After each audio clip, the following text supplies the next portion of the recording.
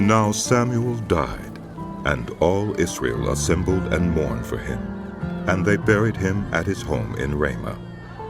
Then David moved down into the desert of Paran. A certain man in Maon, who had property there at Carmel, was very wealthy. He had 1,000 goats and 3,000 sheep, which he was shearing in Carmel. His name was Nabal, and his wife's name was Abigail. She was an intelligent and beautiful woman, but her husband was surly and mean in his dealings. He was a Calebite. While David was in the wilderness, he heard that Nabal was shearing sheep. So he sent 10 young men and said to them, "Go up to Nabal at Carmel and greet him in my name. Say to him, 'Long life to you, good health to you and your household, and good health to all that is yours.' Now I hear that it's sheep shearing time. When your shepherds were with us, we did not mistreat them, and the whole time they were at Carmel, nothing of theirs was missing. Ask your own servants, and they will tell you. Therefore be favorable toward my men, since we come at a festive time. Please give your servants and your son David whatever you can find for them." When David's men arrived, they gave Nabal this message in David's name. Then they waited. Nabal answered David's servants, "Who is this David? Who is this son of Jesse? Many servants are breaking away from their masters these days. Why should I take my bread and water and the meat I have slaughtered for my shearers and give it to men coming from who knows where?" David's men turned around and went back. When they arrived, they reported every word. David said to his men, "Each of you strap on your sword." So they did, and David strapped his on as well. About 400 men went up with David, while 200 stayed with the supplies. One of the servants told Abigail, Nabal's wife, "David sent messengers from the wilderness to give our master his greetings, but he hurled insults at them. Yet these men were very good to us. They did not mistreat us, and the whole time we were out in the fields near them, nothing was missing. Night and day they were a wall around us the whole time we were herding our sheep near them. Now think it over and see what you can do, because disaster is hanging over our master and his whole household. He is such a wicked man that no one can talk to him." Abigail acted quickly. She took 200 loaves of bread, 2 skins of wine, 5 dressed sheep, 5 seahs of roasted grain, 100 cakes of raisin, and 200 cakes of pressed figs, and loaded them on donkeys. Then she told her servants, "Go on ahead, I'll follow you." But she did not tell her husband Nabal. As she came riding her donkey into the mountain ravine, there were David and his men descending toward her, and she met them. David had just said, "It's been useless. All my watching over this fellow's property in the wilderness so that nothing of his was missing. He has paid me back evil for good. May God deal with David, be it ever so severely, if by morning I leave alive one male of all who belong to him." When Abigail saw David, she quickly got off her donkey and bowed down before David with her face to the ground. She fell at his feet and said, "Pardon your servant, my lord, and let me speak to you. Hear what your servant has to say. Please, pay no attention, my lord, to that wicked man Nabal. He is just like his name. His name means fool, and folly goes with him. And as for me, your servant, I did not see the men my lord sent. And now, my lord, as surely as the Lord your God lives, and as you live, since the Lord has kept you from bloodshed and from avenging yourself with your own hands, may your enemies and all who are intent on harming my lord be like Nabal. And let this gift which your servant has brought to my lord be given to the men who follow you. Please forgive your servant's presumption.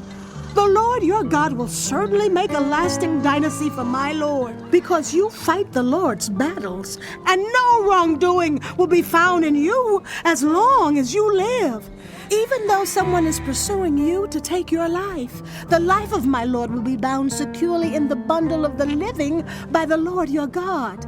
But the lives of your enemies he will hurl away as from the pocket of a sling. When the Lord has fulfilled from my lord every good thing he promised concerning him, and has appointed him ruler over Israel, my lord will not have on his conscience the staggering burden of needless bloodshed or of having avenged himself.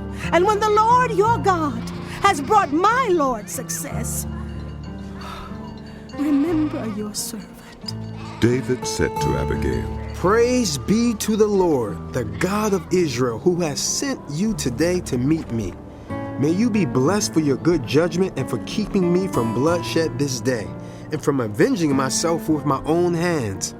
Otherwise, as surely as the Lord, the God of Israel lives, who has kept me from harming you, if you had not come quickly to meet me, not one male belonging to Nabal would have been left alive by daybreak. Then David accepted from her hand what she had brought him, and said, Go home in peace.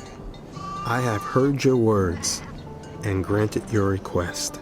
When Abigail went to Nabal, he was in the house holding a banquet like that of a king.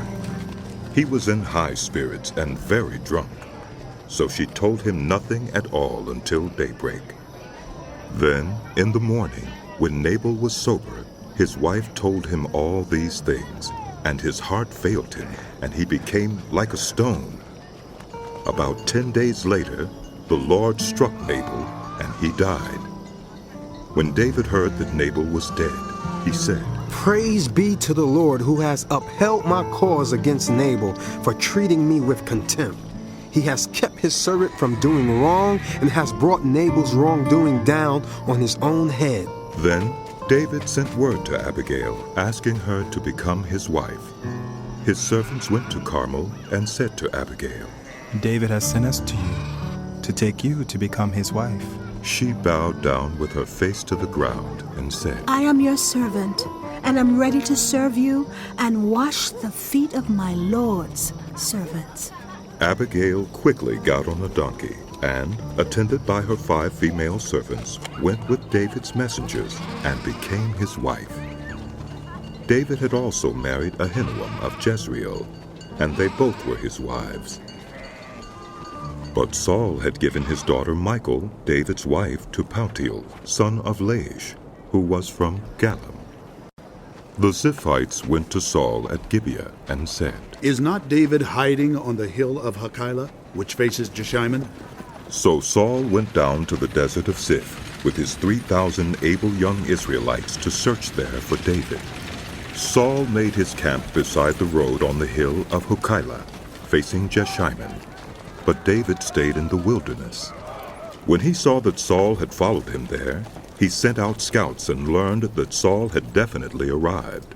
Then David set out and went to the place where Saul had camped. He saw where Saul and Abner, son of Ner, the commander of the army, had lain down. Saul was lying inside the camp with the army encamped around him. David then asked Ahimelech the Hittite and Abishai, son of Zeruiah, Joab's brother, Who will go down into the camp with me to Saul? I'll go with you, said Abishai. So David and Abishai went to the army by night, and there was Saul, lying asleep inside the camp with his spear stuck in the ground near his head. Abner and the soldiers were lying around him. Abishai said to David, Today God has delivered your enemy into your hands. Now let me pin him to the ground with one thrust of the spear. I won't strike him twice. But David said to Abishai, Don't destroy him. Who can lay a hand on the Lord's anointed and be guiltless? As surely as the Lord lives, he said, the Lord himself will strike him, or his time will come and he will die, or he will go into battle and perish. But the Lord forbid that I should lay a hand on the Lord's anointed. Now get the spear and water jug that are near his head, and let's go. So David took the spear and water jug near Saul's head, and they left. No one saw or knew about it, nor did anyone wake up. They were all sleeping, because the Lord had put them into a deep sleep. Then David crossed over to the other side and stood on top of the hill some distance away. There was a wide space between them. He called out to the army and to Abner, son of Ner, Aren't you going to answer me, Abner? Abner replied, Who are you who calls to the king? David said, You're a man, aren't you? And who is like you in Israel? Why didn't you guard your lord the king? Someone came to destroy your lord the king. What you have done is not good. As surely as the Lord lives, you and your men must die, because you did not guard your master, the Lord's anointed. Look around you. Where are the king's spear and water jug that were near his head? Saul recognized David's voice and said, Is that your voice, David, my son? David replied, Yes, it is, my lord the king. and he added, Why is my lord pursuing his servant? What have I done and what wrong am I guilty of? Now let my lord the king listen to his servant's words. If the Lord has incited you against me, then may he accept an offering. If, however, people have done it, may they be cursed before the Lord. They have driven me today from my share in the Lord's inheritance and have said, Go serve other gods. Now do not let my blood fall to the ground far from the presence of the Lord. The king of Israel has come out to look for a flea, as one hunts a partridge in the mountains. Then Saul said, I have sinned. Come back, David, my son, because you considered my life precious today. I will not try to harm you again. Surely I have acted like a fool and have been terribly wrong. Here is the king's spear. David answered, Let one of your servants come over and get it. The Lord rewards every man for his righteousness and faithfulness. The Lord delivered you into my hands today, but I would not lay a hand on the Lord's anointed. As surely as I value your life today, so may the Lord value my life and deliver me from all trouble. Then Saul said to David, May you be blessed, David, my son. You will do great things and surely triumph. So David went on his way, and Saul returned home. But David thought to himself, One of these days I will be destroyed by the hand of Saul. The best thing I can do is to escape to the land of the Philistines. Then Saul will give up searching for me anywhere in Israel, and I will slip out of his hand. So David and the 600 men with him left and went over to Achish, son of Maoch, king of Gath. David and his men settled in Gath with Achish. Each man had his family with him, and David had his 2 wives, Ahinoam of Jezreel and Abigail of Carmel, the widow of Nabal. When Saul was told that David had fled to Gath, he no longer searched for him. Then David said to Achish, If I found favor in your eyes, let a place be assigned to me in one of the country towns, that I may live there. Why should your servant live in a royal city with you? So on that day Achish gave him Ziklag, and it has belonged to the kings of Judah ever since. David lived in Philistine territory 1 year and 4 months. Now David and his men went up and raided the Geshurites, the Girzites, and the Amalekites. From ancient times these peoples had lived in the land extending to Shur and Egypt. Whenever David attacked an area, he did not leave a man or woman alive, but took sheep and cattle, donkeys and camels and clothes. Then he returned to Achish. When Achish asked, Where did you go raiding today? David would say, Against the Negev of Judah, or, against the Negev of Jerahmeel, or. against the Negev of the Kenites. He did not leave a man or woman alive to be brought to Gath, for he thought, They might inform on us and say, This is what David did.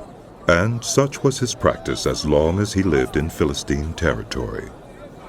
Achish trusted David and said to himself, He has become so obnoxious to his people, the Israelites, that he will be my servant for life.